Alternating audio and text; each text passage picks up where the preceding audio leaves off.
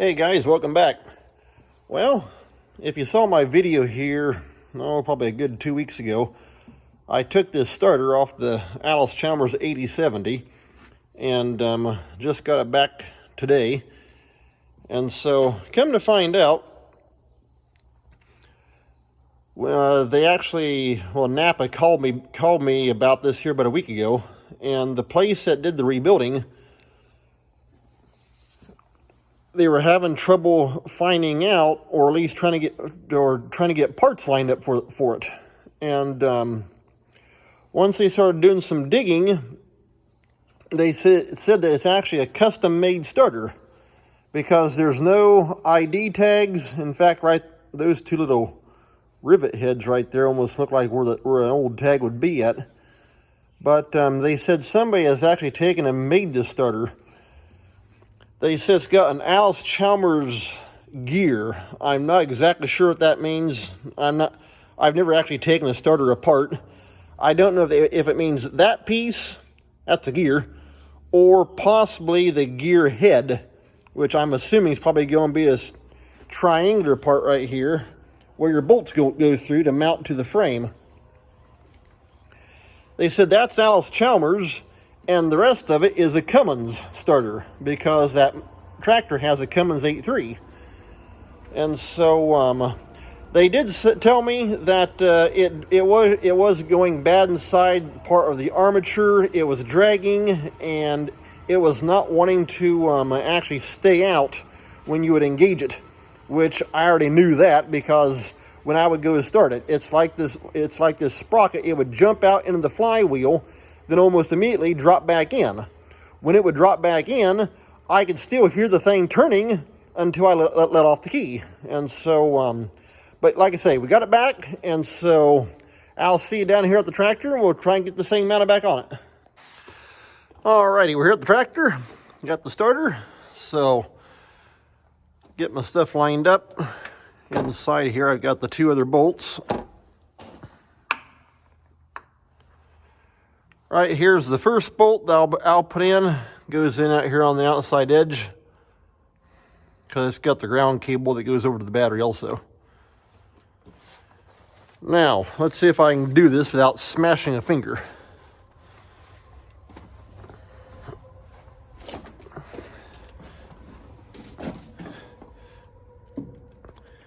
Thing's got some weight to it also. Yeah, like I say, when they talked about gear and that kind of stuff being an Allis-Chalmers gear, I don't know, when they put the Cummins motor in this thing, I don't know if they may have taken the flywheel off of what it would have been the old Allis-Chalmers 426 motor and had it possibly machined to fit this one, so that everything fits right there inside that bell housing. I'm not sure how they do that, but like I say, that's what they told me, that this is a custom built starter. Okay, I think, well, I thought that started, maybe not.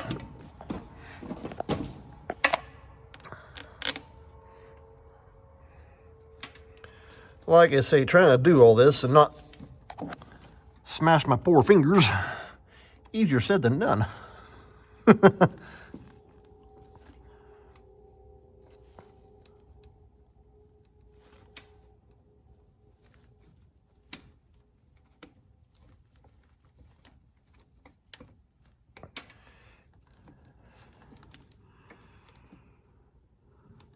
Okay, you can see they're on that bolt. Let me see if possibly one of these other bolts are just a little bit longer than that one.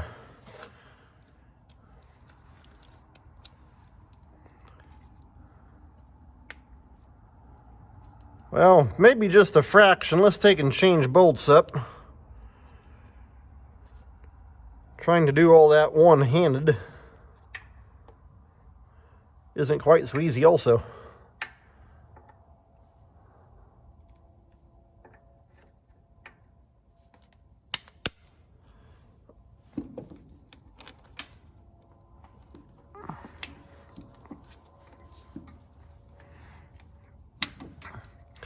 because you gotta try and get that hole lined up going into the bell housing.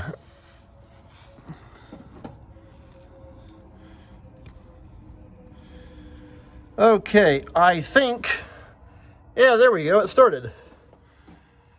Okay, now what I want to do is actually take and tighten that bolt down just a little bit, because it'll take and it'll pull everything up straight and hopefully take and line it all up.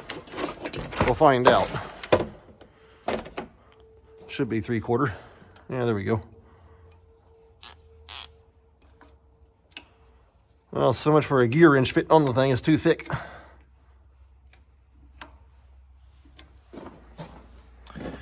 Sounds like I can hear some rain hitting on the shed roof also.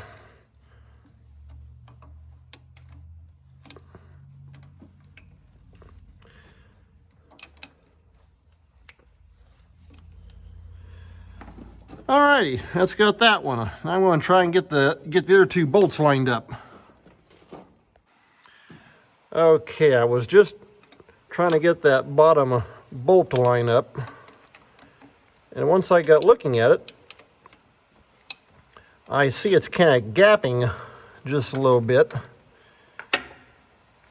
And something is not sitting straight because it's gapped. Well, this ear is against the frame, but it's gapped all the way around. It shouldn't be. It should be flat. So I'm almost kind of wondering if there's not something in there.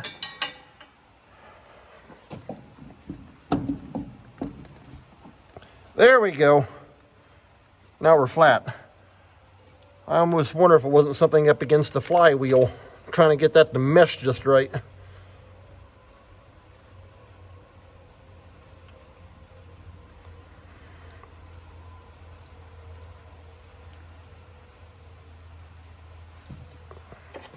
Okay, now I can tighten up this bolt, and that should pull it down on the back and on the bottom up underneath here. And yeah, now we're tight up through there. That's what you want. So I'm going to try and feed this bolt. In fact, I may actually end up using a socket if I can hold it in there.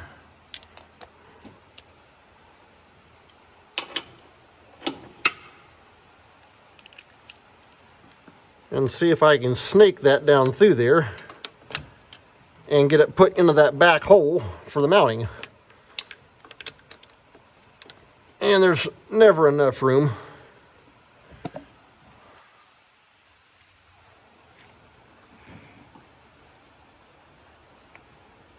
Okay, I don't know how well you can see that down in there. Okay, the bolt jumped in. Thing is that we're not sitting straight.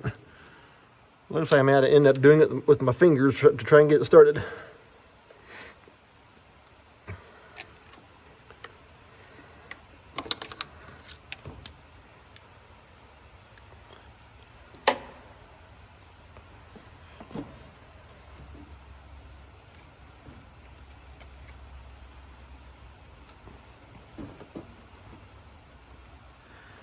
Well, you probably can't see it, but I can.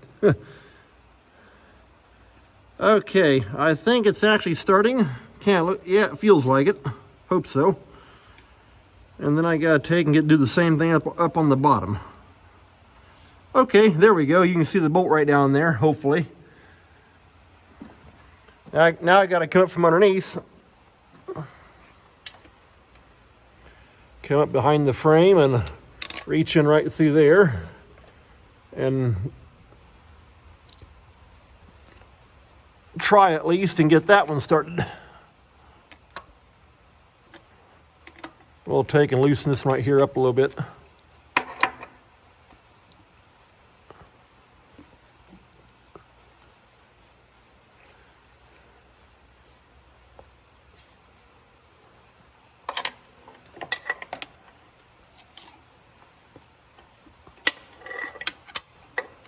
And I don't know why, for some reason it's not wanting to turn. Probably caught a burr or something like that in there. Because now they got the top two lined up, the bottom one should basically just fall right in place. Let's see if I can stick the wrench onto it and turn it, maybe. Wait and see.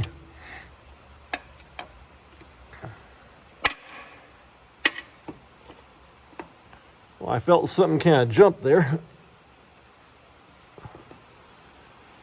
Okay, well, I'll bring you back in once I can try and get that dumb thing started. All right, I got that bottom one in. Come to find out, the starter was just kind of bearing down enough to where it wouldn't line up. So I had to pick up on the back and get the thing started. Then jump right in and got that one down. So now I'm tightening up the back one.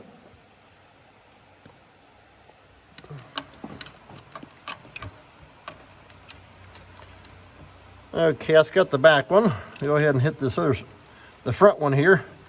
Well, that socket's not going to fit. With it having that ground cable, it holds the head of the bolt out here too much, and the socket won't go on up against that casting. But at least it's out here in the open where I can put a wrench onto it and done deal.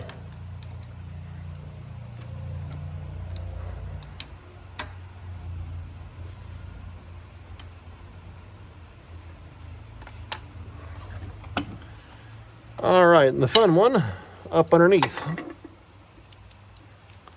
Kind of got to snake around, get up through there.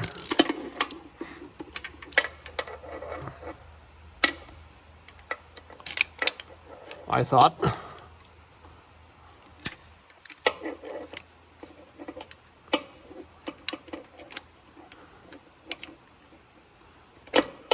There we are. Now that I'm on, I can just take and tighten it down like this instead of being all crunched up underneath the tractor. All right, that's got that one.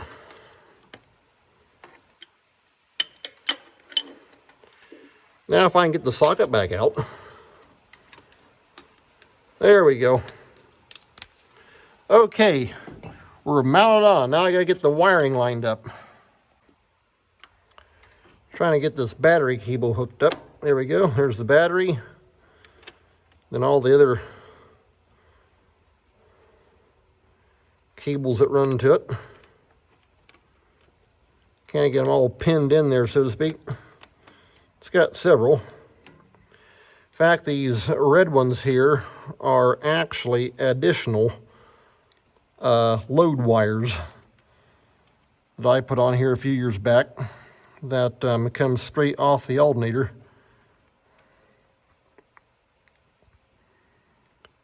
That way, if I need to, I can add additional load onto it. And there's plenty of, I can run plenty of amperage without overloading the single wire coming off the alternator. Because it's a 3-wire alternator, but you got your single main battery cable coming off of it. And so I just ran a second battery cable. That way it's got plenty of capacity, and you don't overload just the one battery cable. Okay.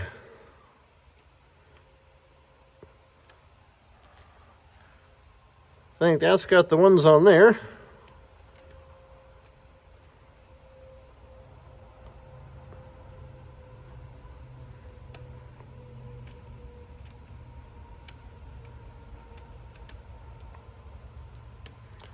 Yeah, there we go. Got the small one here. We'll get him stuck on. Oh, I did forget one. And that would be this one. It's the constant.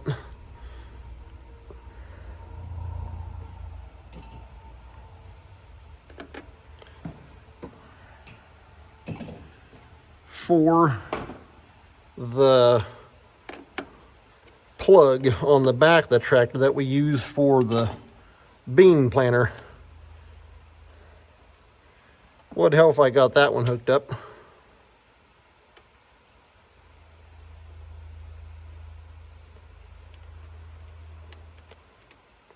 That stud bolt's hardly long enough. Okay, that's got it, I think. Then right there, that's the ground for it, and that goes over onto the battery itself, so we're good to go there as well. Go ahead and grab my wrench again.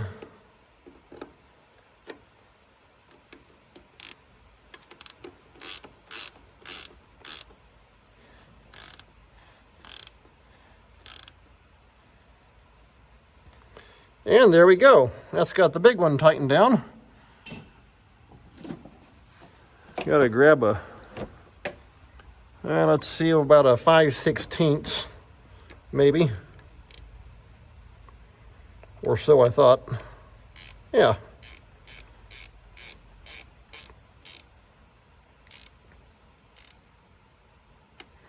Okay, there's that one. Now we'll get the ground cable hooked up, and then we'll see if it will start. Wait and see. All right, I got all the wiring hooked up here on the battery for the ground. So let's jump in and see if it'll fire up and run. Well, the lights come on anyway. Let's see.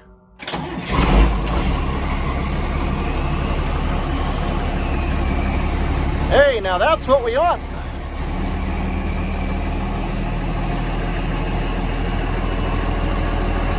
Starts good.